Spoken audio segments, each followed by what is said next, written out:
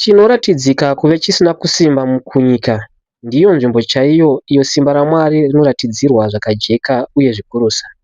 Iyi haisi slogan, ndiwo makakatanwa ari mundima muna Vakorinde vekutanga chapter 1 pavhesi ya8 apo Pauro anonyora kuti ndima iyi yakaoma kurarama nayo pane kuitaura, nekuti vazhinji vedu hatidi kuti kutenda kwedu kuratidzike kuva kuri wiki. Hatidi kuita kunge zviri nyore. Hatidi kuve munhu ari pabasa uyo achiri kutenda mumunamato, apo munhu wese ari kutaura nyaya yemastrategy, madata, maperformance, networking, mapersonal branding uye self protection. Dzinenge dziri 11:47 usiku wakarara pamubhedha nefoni yako muruoko, uchiscrolla nepakati pevanhu vanoita sevari successful zvakanyanya, vanotaura zvakanyanya, vane confidence dzakanyanya, uye kumwe kuseri kwemind yako kamwe kapfungwa kanonyuka so kekuti maybe kutenda kwangu hakuna kukwana. Pamwe unoda kuita kuti zvinzwike zvine ungwaru, pamwe ndinofanira kuprova kuti chiKristu chinogona kukwikwidzana neimwe nzira yaunofunga kana mamwe mastyles kana mamwe mavoice ari mumuroom. Ndaitofunga kuti Pauro aingoudza Vakorinde kuti musazvikudza, rambai makazvininipisa. Asi ndikaramba ndichidzika naVakorinde vekutanga chapter 1 ndipo pandinoona kuti Pauro ari kuita chimwe chinhu chakapinza. Ari kuisa nyika mbiri side by side. Imwe nyika inoti simba ndiro rinofadza vanhu, mumwe wacho anoti simba ndiKristu akaroverwa pamuchinjikwa. Imwe nyika inoti uchenjeri ndihwo hunoita kuti uve superior, mumwe anoti uchenjeri ndiMwari anoponesa vatadzi kubudikidza nechinhu chinonzi nenyika kunyadziswa. Imwe nyika inovaka kuzivikanwa maererano nestatus, speech, talent uye influence. Imwe yacho inotangira pamuchinjikwa pasina munhu anozvirumbidza. Iri rakanga risiri shoko riri nyore muKorinde. According to 1 Korinde chapter 1 verse ya 10 to 17, Pauro anotaura nezvekupatsanurana nokukurumidza pashure pekukwazisa kwake nekuonga. Chechi yakanga isina kusawirirana kuduku.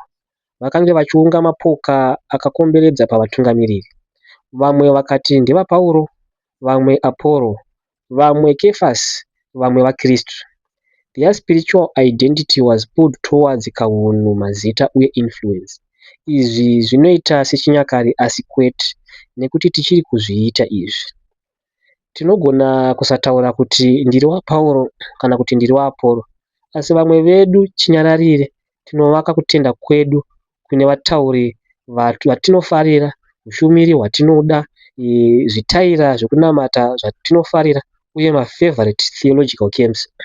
Zvino without noticing, Kristu anova mambo apo vatumwa vanova pakati. Pauro anoramba kuti izvozvo zviitike. Muna Vakorinde vekutanga chapter 1 verse 17 anoti Kristu haana kumutuma kuti anobhabhatidza, asi kuti aparidze vhangeri, kwete neuchenjeri hwemashoko, kuti muchinjikwa waKristu urege kushayiswa simba, sokutaura kunoita New King James Version. Hazvireve kuti rubhabhatidzo haruna kukosha. Pauro pachake akabhabhatidza vanhu, uye testamendi itsva inoratidza pachena kuti rubhabhatidzo chikamu cheudzidzi hwechiKristu. Asi muKorinde vanhu vakanga vachinja kunyange rubhabhatidzo kuti rive bheji restatus yerudzidziso. Mubvunzo wakanga usisipo, ndabatanidzwa naKristu here? Zvakange zvave zvekuti ndiani akandibhabhatidza? Izvi zvakapusa uye zvine njodzi, nekuti kunyange zvinhu zvitsvene zvinogona kuva ego zvinhu kana muchinjikwa usiri pakati penyu. Asi tisati tatonga Vakorinde nekukasira, tinofanira kubvunza mubvunzo unotinetsa. Chii chatinoshandisa nhasi kuti tinzwe tichikosha pakunamata? Pamwe maziviro atinoita, pamwe inguva yatave nayo tiri muchechi, pamwe kugona kwedu kutsanangura chiprofita, kudhifenda doctrine, kukota magwaro, kutungamira klasi, kuparidza mharidzo, kushanda mubhodhi rechechi, kugadzirisa vamwe vanhu online. Hapana chimwe chechinhu chiripo ipapo chakakosha, chisina kukosha machiri. Asi patinonzwa tiri superior, tinobva pakunongedzera kumuchinjikwa totanga kukwikwidzana nawo. uye Pauro anoziva kuti muchinjikwa hauzogoverani chigaro choumambo nokudada kwemunhu. Chidzidzo chinoti Ceciro, munyori weRoma wechihedheni uye mutauri, akataura nezvemuchinjikwa achisemesa kuti vagari veRoma vasatombofunga nezvavo. Tingave tichinzwisisa kurema kwakazara kwemaemotions eizvi kana kuti kwete. Pfungwa yacho yakajeka. Munyika yeRoma muchinjikwa wakanga usiri chishongo chakaisvonaka. Yakanga isiri logo yechechi. Chakanga chisiri chimiro chinoyera pamadziro, asi zvaitotyisa. Kwaive kunyara kwevanhu, yaive yambiro. Saka Paul paakauya kuKorinde achiparidza Mesiya akaroverwa pamuchinjikwa, akanga asiri pakupa chinhu chinoyemurika mutsika. KuvaGiriki vakawanda zvainzwika zvisina musoro. KuvaJudha vakawanda zvakaita sechigomboso, nekuti vakawanda vaitarisira kuti Mesiya aizokunda muvengi, kwete kuurayiwa nawo. Paul anotaura izvi chaizvo muna vaKorinde vekutanga chapter 1 vhesi ya22 to 23. VaJudha vanokumbira zviratidzo, vaGiriki vanotsvaga uchenjeri, asi isu tinoparidza Kristu akaroverwa pamuchinjikwa, mutsara iwoyo uchiri kusepareta imba. Kwete nekuti muchinjikwa hauna kujeka, asi nekuti muchinjikwa unofumura zvatinovimba nazvo. Chokwadi ndichiri kushanda kubuda mune izvi, asi ndinofunga chimwe chezvikonzero ndinonzwa muchinjikwa uchindigumbura nekuti unondiudza kuti handikwanisi kuzviponesa nekushamisira, kwete nekuvaka, kwete nekururama, kwete nechitendero, kwete nekubatsira, kwete nekuyemurwa. Muchinjikwa unoti chandinoda chakadzama haisi beta branding, nharo dzakasimba kana kutonga kwakawanda. Chandinoda chikuru itsitsi. Izvi zvakaoma kubvuma kana wapedza simba rakawanda uchiedza kuita kunge wakasimba. Zvinoda wanga uripo, wakagara mukirasi yechikoro cheSabata, uchitirira hukukuru pamusoro penyasha, but uri mukirasi macho uri kufunga pamusoro peargument yawaita nespouse yako mangwanani iwayo, kana kuti tsika yawakawanda yaunoramba uchivimbisa Mwari kuti pekupedzisira uchakunda. Apo uri kuona vamwe vari calm and spiritual, iwe ndipo paunonzwa uri undecided muhana. Part of you inoda muchinjikwa, part of you ichiri kuda kuchengetedza image yako. Ndipo panotanga kusimba chidzidzo ichi. Nekuti Pauro haasi kukumbira vaKorinde kuti vayemure muchinjikwa uri kure, ari kuvakumbira kuti muchinjikwa ujaje tsananguro dzavo dzeuchenjeri, simba, utungamiriri, kuzivikana uye kubudirira kwavo.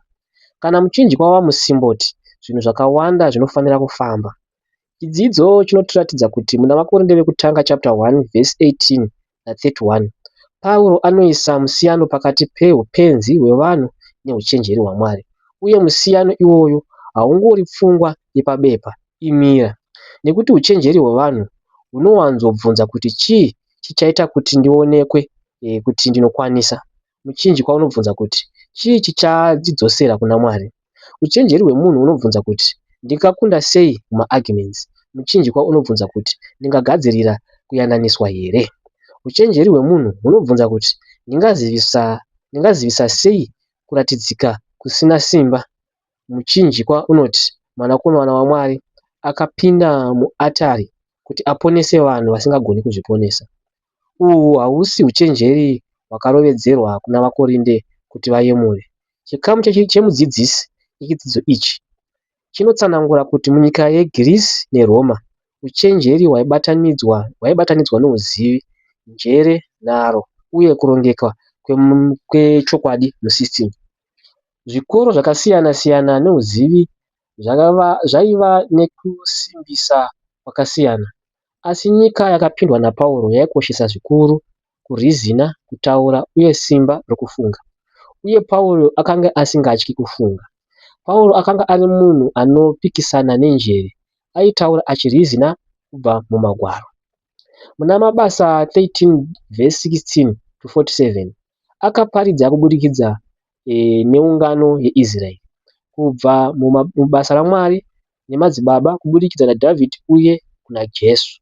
Haana kukumbira vanhu kuti vadzime maindi dzavo, asi akaramba kuti nzira yacho ive yakakura kudarika mharidzo. Apa pane musiyano. Kupokana kwakasimba kunogona kushandira muchinjikwa, asi nharo dzinozvikudza dzinobvisa muchinjikwa simba rawo. Mharidzo yakanaka inogona kunongedzera kuna Kristu, asi performance inogona kutsiva Kristu muchinyararire. Kudzidza Bhaibheri kwakadzama kunogona kutungamirira vanhu mukunamata, asi zivo inogona kuva madziro apo mwoyo unovanda kuti usakanda mapfumo pasi. Nechino chikamu ichi vazhinji vedu vanoverenga vakapfuura nekukasira.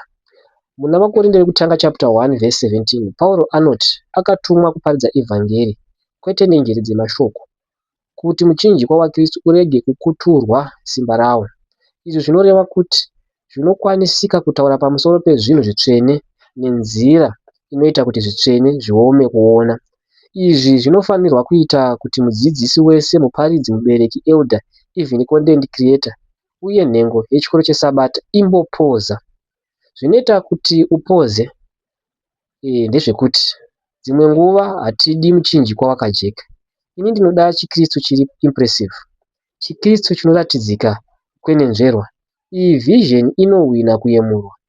Iya vision inoita kuti ndinzwe ndiri pamberi pakunamata ndisina kupfugama zvakanyanya. Zvimwe unoziva manzwiro iwayo, maybe uri kugadzirira nhaurirano yebhaibheri pachinzvimbo chokuti unamate kuti Ishe ndibatsirei kuburitsa Kristu, uri kufunga nekuvimba kuti vanhu vachacherechedza kuti unoziva. Zvinonyadzisa kubvuma, asi zvinoitika, uye hazvidi ruzha.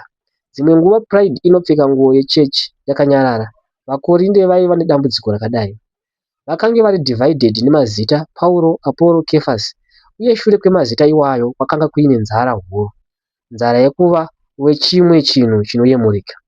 Asi Pauro anobvisa meso avo pazita riri rose romunhu, achibvunza chaizvo chaizvo kuti Pauro akaroverwa pamuchinjikwa nokuda kwenyu here? Mubvunzo iyoyu uchiri kutema. Muparidzi waunofarirwa akarovererwa iwe here? Sangano rako rakarovererwa iwe here? Basa rako reushumiri rakarovererwa iwe here? Ko, chivimbo chako chebhaibheri chakarovererwa iwe here? Kwete, Kristu ndiye akarovererwa. Uye kana izvozvo zvajeka, kuzvitutumadza kunotanga kuita strange. Kwete nekuti dzidziso haina basa, kwete nekuti vadzidzisi havana basa, kwete nekuti chechi haina basa, asi nokuti hapana chimwe chezvinhu izvozvo chinova muponesi. Panongova nemuchinjikwa mumwe chete, uye mumwe chete ndiye akaturikwa pazvivi zvenyika. Maererano naVakorose 1 verse 20, Mwari anoyananisa zvinhu zvose kwaari kubudikidza naKristu, uyo akaita rugare kubudikidza neropa romuchinjikwa wake. According to 1 Peter 2 verse 24, Jesu pachake akatakura zvivi zvedu mumuviri wake pamuti. Aya haasi magwaro ekushongedza, anotiudza zvakaitika paKalvari, rugare rwakaitwa, chivi chakatakurwa, chikwereti chikapindurwa, nzira yekumba yakavhurwa. Uye Pauro anoti shoko iri isimba raMwari kune vaya vari kuponeswa. Cherechedza mutsara uyu, kuponeswa, kwete vanhu vakazviponesa, kwete vanhu vakazoita zvinofadza zvakakwana. Havasi vanhu vakaronga upenyu hwavo zvakanaka nekuti Mwari aitofanira kuvatendera. Avo vari kuponeswa, izvi zvinoreva kuti ruponeso hahusi mukombe wevanobudirira pamweya. Chipo chinobva kunze kwedu, chinobva kuna Mwari, chinoshanda, chinosangana nesu panoperera njere dzedu. Pamwe ndosaka muchinjikwa uchigona kunzwika uri pazvose, pakukunyaradza uye pakukutyisa. Kunyaradza kunonyaradza sei? Nekuti zvinoreva kuti une tariro yevatadzi. Kutyisidzira nekuti zvinoreva kuti kudada kwangu hakuna pekumira. Handina kuzviona izvi kusvikira ndatanga kuona kuti ndinoda nyasha dzaMwari kakawanda nguva dzose. But ndichiri kuda kakuchengeta karumu kadiki kekuzvikudza. Karumu kadiki aka kanenge kachindiudza kuti ndinokurumidza kunzwisisa kupfuura zvakaita vamwe. Karumu kadiki kekutaura kuti ndakatendeka kupfuura munhu iyeye. Karumu kadiki kekutaura kuti boka rangu rine zvose. Asi Pauro anovhara suo iroro. Muna Korinde vekutanga chapter 1 verse 29 anoti Mwari anoshandisa nzira iyi kuti kurege kuva nenyama ingazvikudza pamberi pake. Uye mundima 31 anonongedza kumashure pfungwa yeTestamendi yakare. Unozvikudza ngaazvikudze muna She, ndiko kuparara kwereligion ego. Zvishoma nezvishoma zvinorwadza netsitsi, nekuti kana kuzvitutumadza kuchinofa, kunamata kunobva kwatanga kufema. Asi Pauro anotowedzera kudzika. Haangoti Kristu anopa njere. Anotaura muna Vakorinde vekutanga chapter 1:24 kuti Kristu isimba raMwari nouchenjeri hwaMwari. Zvino pavhesi 30 Kristu anova kwatiri ungwaru hunobva kuna Mwari, kururama, kutsveneswa neruregerero. Nemamwe manzwi, chiKristu haasi improvement plan, haisi kutanga chiratidzo chetsika, ndiKristu pachake. Kuna Kristu kune mutendi akaneta anga achiedza kubatanidza zvinhu. Apa ndipo paunoona kuti muchinjikwa hachisi chiratidzo chakare, asi ruyamuro. Teachers commentary inotipa mufananidzo unobatsira. Vanodzima moto, dzimwe dzenguva vanodzima moto nemoto. Pakutanga zvinoita seupenzi kuti sei uchiwedzera moto kuti udzime moto, asi kana zvichiitwa nekungwara, controlled burn inogona kubvisa huni mumoto wesango uye kumisa kupararira. Mufananidzo iwoyo unotibatsira kunzwisisa kuti sei muchinjikwa wairatidza kuva strange. Chivi chomunhu chakaunza rufu, asi Mwari akapindira rufu kupfuurikidza nekupinda mariri. Kwete nemhaka yekuti rufu rwaiva nesimba kupfuura Mwari, asi nokuti muna Kristu Mwari akapinda panzvimbo iyo chivi chairatidzika kuve chine shoko racho rekupedzisira. Ipapo akatyora chirevo charo. Iyi ndiyo imwe nzira yekunzwisisa kuvhundutsa kwemuchinjikwa. Kwete kuti Mwari is losing control, kwete kuti huipi hunokurira kunaka, asi senzvimbo umo rudo rwaMwari rwakadzika kupfuura pride yomunhu. Kunyange zvakadaro, muzana ramakore rekutanga, izvozvo zvakanga zvisiri nyore kubvuma. Chidzidzo chinoti muchinjikwa waireva rufu, runotsinye, chirango chakakomba uye kunyadziswa kwakaperera kuvanhu vazhinji musenchuri yekutanga yenyika yeGreece neRome.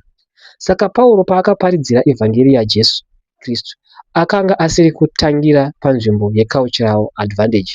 Akanga asiri kuti heino meseji kumunhu wese achakurumidza kuiremekedza. Akanga achiti hechino chokwadi chakaziviswa naMwari, kunyange chichiita soupenzi kunyika. Apa ndipo pane chidzidzo chinova chinorwadza, nekuti nyika yedu inewo definition yayo yeuchenjeri. Tomboti na6 mangwanani wakagara mumotikari mako usati watanga kubasa, wakatarisa pachidhiraivho, nekuti hauchadi kufamba kupinda muofisi zvekare, wakanamata nezuro manheru, asi hapana chiri kuratidzira kugadzirisika. Kunetsana kuchiripo, uye email yako ichiri yakakumirira. Munhu wawakapesana naye uri kumuona ari kupindawo mumeeting, une kanzwi kadiki kari kuuya kubackground kanotaura kuti kutenda kwakanaka, asi kutenda simba rako riri kupi? Kwete kuti waramba Mwari, unenge uchiti muchinjikwa une chimwe chinhu chekutaura kune chikamu cheupenyu chaunonzwa kunyongana, makwikwi uye kusarurama. Pauro anozoti hongu, pamwe nzira yatinotarisira muchinjikwa hautipi mvumo yekunyepedzera kurwadziwa kudiki. Haushanduri kutambura kuva slogan. Hautauri kuti vatendi chaivo vanooneswa through weakness. Pauro, pane kudaro, muchinjikwa unoratidza kuti simba raMwari rinogona kusangana nesu panzvimbo pasisina simba redu. Izvozvo zvakasiyana zvikuru neuchenjeri hwenguva ino. Uchenjeri hwemunhu kazhinji hunoti dzivisa utera. Muchinjikwa unoti Mwari vanogona kukudzikinura pakushaya simba.